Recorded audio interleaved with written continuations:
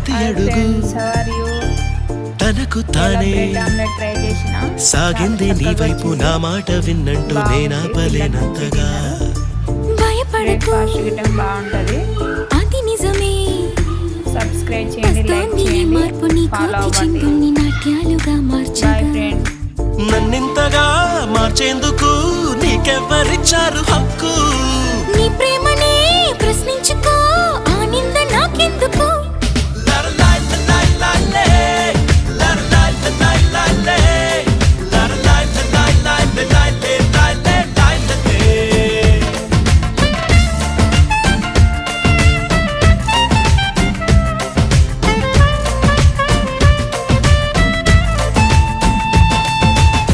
నిలువత్తము నిన్ను ఎప్పుడైనా